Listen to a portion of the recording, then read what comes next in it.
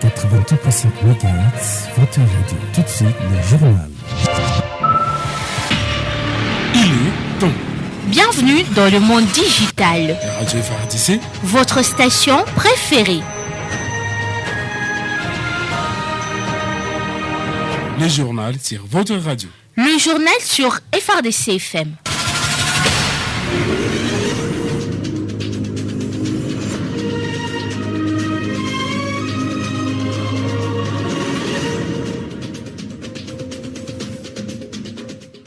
Mesdames, Messieurs, les 18h30 à Béni, voici les journaux sur votre chaîne, dont les titres. Cri d'alarme de déplacer des nobilis, ces derniers lancent un SOS aux personnes de bonne volonté de le venir en aide. Leurs maisons construites à bâches sont en état de délabrement avancé causé par des eaux de la pluie. 5 officiers supérieurs de FARDC et un officier de la PNC viennent d'être condamnés de 10 ans de prison. Ces derniers sont accusés de détournement des deniers publics. 2 blessés du côté des éléments de la PNC et 7 personnes interpellées. Bilan d'une altercation entre éléments de l'ordre et manifestants ce vendredi à Butembo. Dans ce journal, nous serons avec Passia Katabi, notre permanent sur place. Mesdames, Messieurs, c'est tout pour les titres. Restez branchés, les détails, c'est dans quelques instants.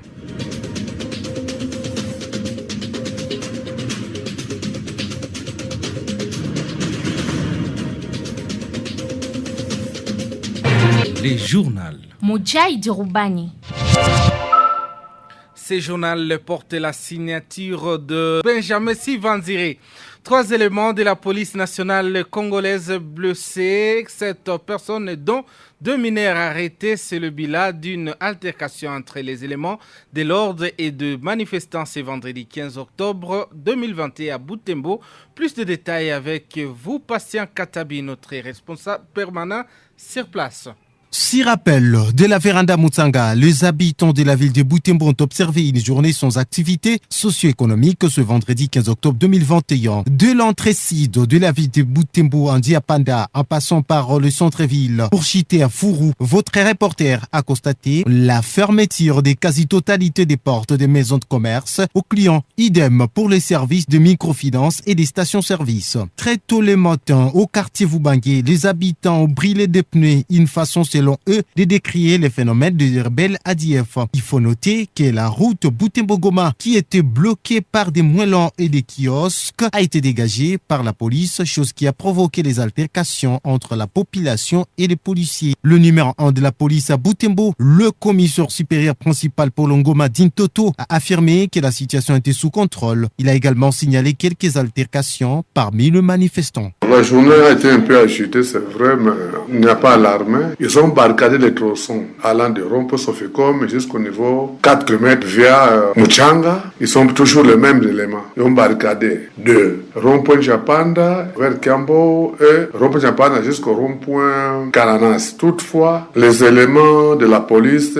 ont intervenu avec un professionnalisme. Ils ont tout fait pour vite mettre cette situation dès les premières heures. Néanmoins, nous déplorons notre mission de la police est de sécuriser les personnes et leurs biens. Si les gens veulent compatir avec les gens du Grand Nord, Ituri, parce qu'ils ont perdu, ça ne doit pas nécessairement être l'objet pour menacer la police. La police n'est pas l'ennemi de la population. Voilà maintenant comme conséquence, il y a 3 policiers qui sont blessés et pour le moment, ils sont maintenant internés à l'hôpital. Ce n'est pas guère. 7 personnes sont arrêtées, parmi lesquelles il y a eu des mineurs. Mais j'ai quand même demandé au commandant de la police judiciaire de libérer ces 2 mineurs et garder les 5 majeurs afin qu'ils répondent de leurs actes devant les instances judiciaires. Signalons que 7 personnes parmi les manifestants ont été arrêtés, dont 2 mineurs. Tous viennent d'être libérés. Butembo, Patient Katabi et FARDC FM.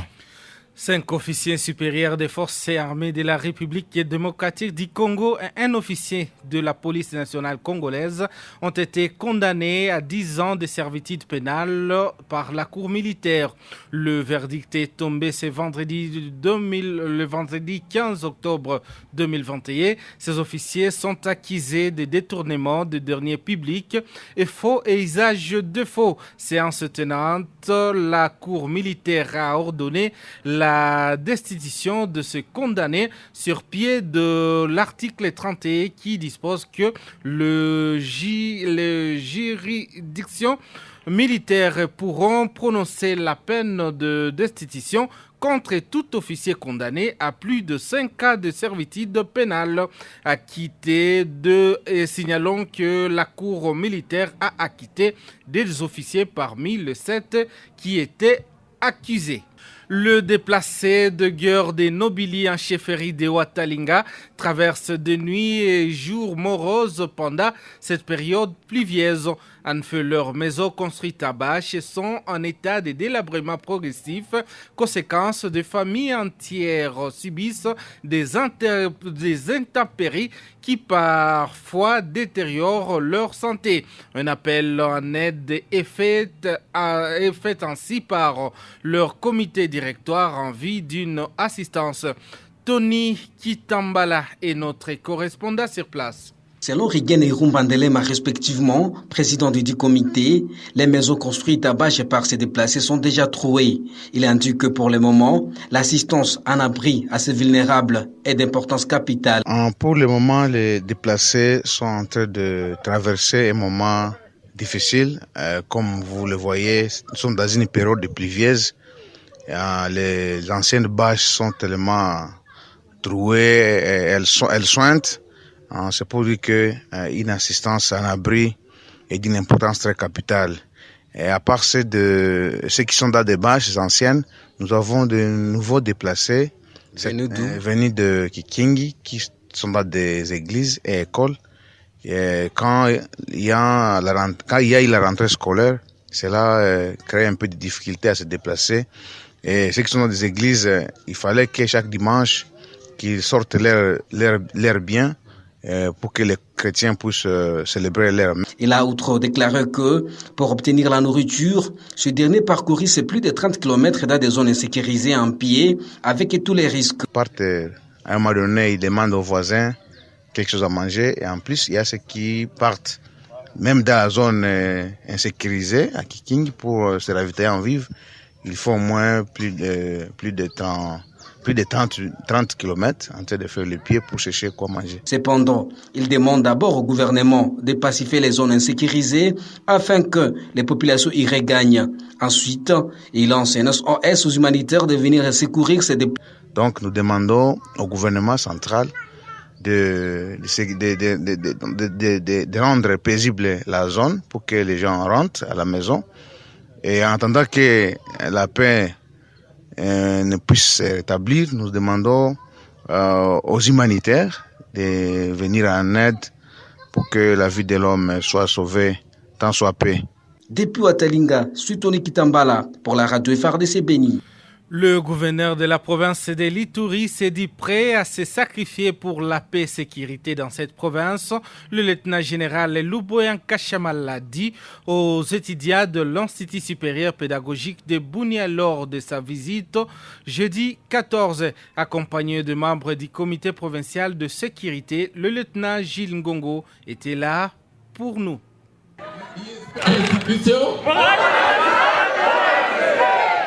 C'est par cette devise de l'ISP Bunia que le gouverneur militaire de l'Ituri, le lieutenant-général Luboya Kanchamadjoni, a entamé son adresse à la crème intellectuelle de cette institution d'enseignement supérieur. Nous allons créer la sécurité et l'Ituri, ce n'est pas seulement l'insécurité, parce qu'il y a des intellectuels comme vous, il y a des gens qui veulent que cela s'arrête.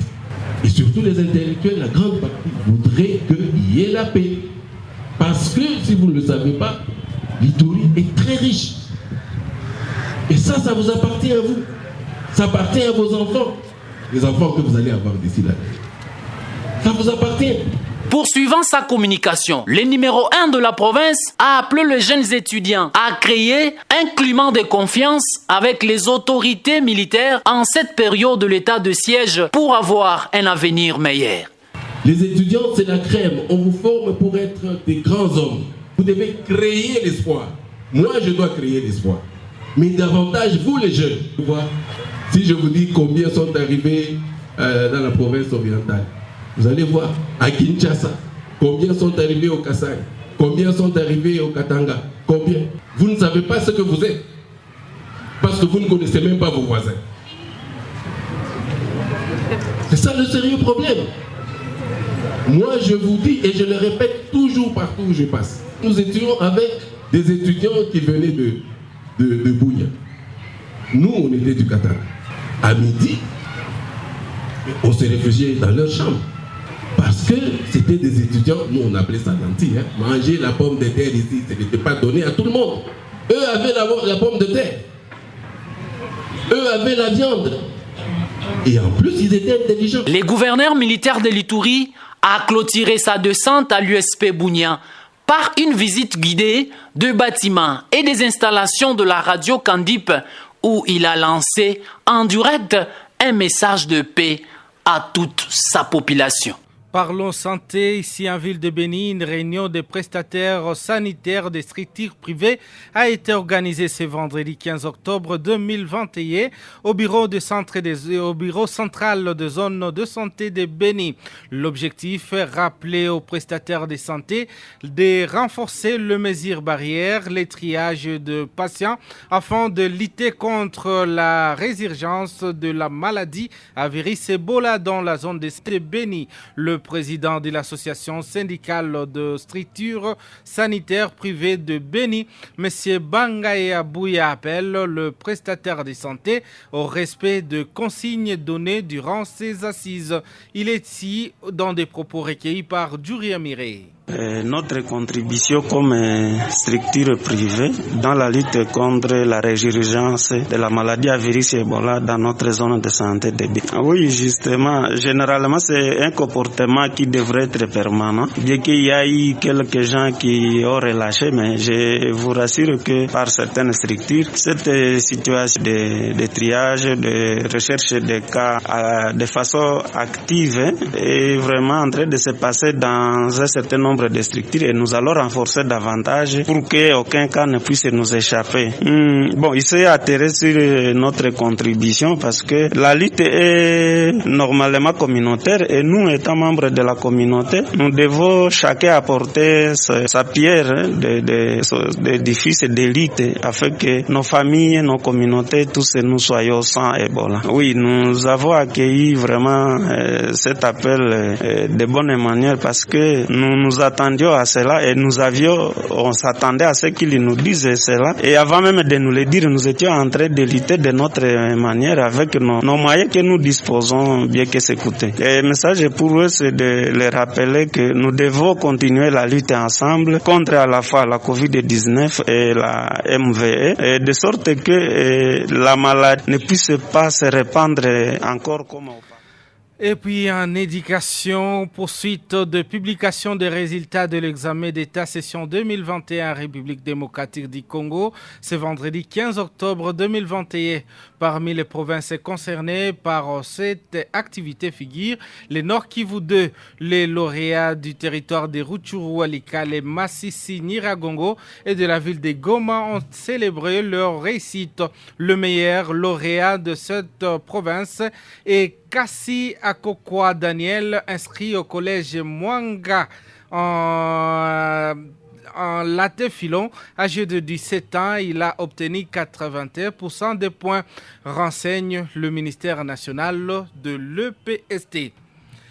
Et puis, tête à tête du coordonnateur des programmes DDRCS avec le comité de parlement des jeunes de la province du Nord Kivu à l'hôtel Serena ce jeudi 14 octobre 2021. Plus de détails dans ces rendus d'Olivier Cascotte. Au cours de ces échanges, le coordonnateur national du DDRCS a rappelé l'objectif du programme qui vise la restauration de la paix, la sécurité, la stabilisation sécuritaire, la restauration de l'autorité de l'État ainsi que le développement. Tommy Tambo Emmanuel. Le programme DDRCS, c'est un programme qui est conçu sur 5 dimensions, 5 piliers, notamment le pilier pacification, résolution de conflits et cohésion sociale, la dimension ou le pilier de la cohésion sociale, dimension de restauration de l'autorité de l'État. Et dans la restauration de l'autorité de l'État, vous avez les activités telles que les 2 armes, démobilisation, la réintégration des ex-combattants dans la vie civile et non pas dans l'armée, mais également travailler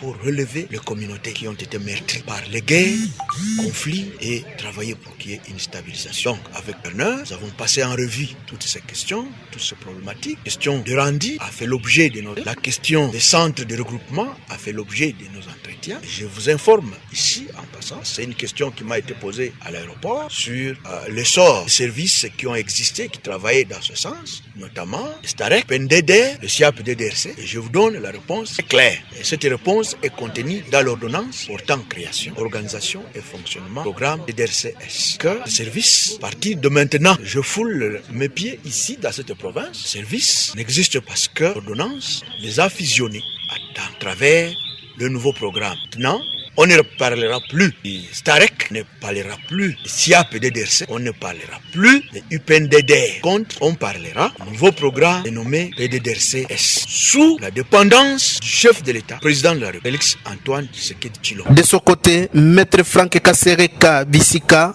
président du Parlement des jeunes du Nord Kivu, a félicité l'intervention du coordonnateur national et a ajouté que cette structure de la société civile est engagée et disposée à accompagner et soutenir ce programme P2RCS pour le bien-être de la population.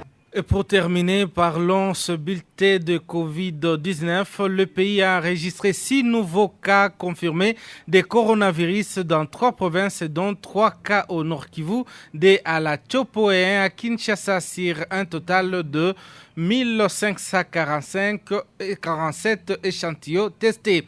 D'après le bulletin quotidien de la riposte publié ce vendredi 15 octobre, aucune donnée n'est disponible sur le personnes sorties et guéries dans les centres de traitement Covid ni parmi les patients suivis à domicile. Aucune donnée par rapport au niveau de décès de cas confirmés n'est disponible, indique la même source. Depuis le début de l'épidémie déclarée le 10 mars 2020, le cumul est de 57 187 cas confirmés. Au total, il y a eu 1097 décès et 50 965 personnes guéries.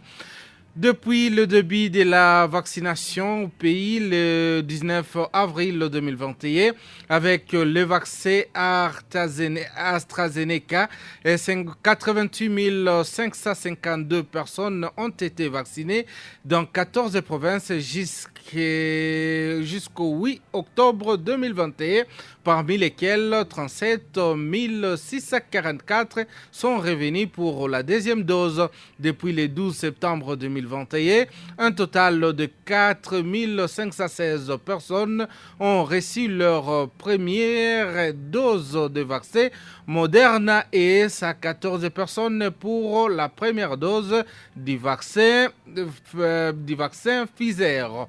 Mesdames, Messieurs, ainsi prend fin cette édition des nouvelles. Merci à toute l'équipe rédactionnelle qui a concouru à sa rédaction. Merci aussi à Anthony Malocha qui l'a coordonné.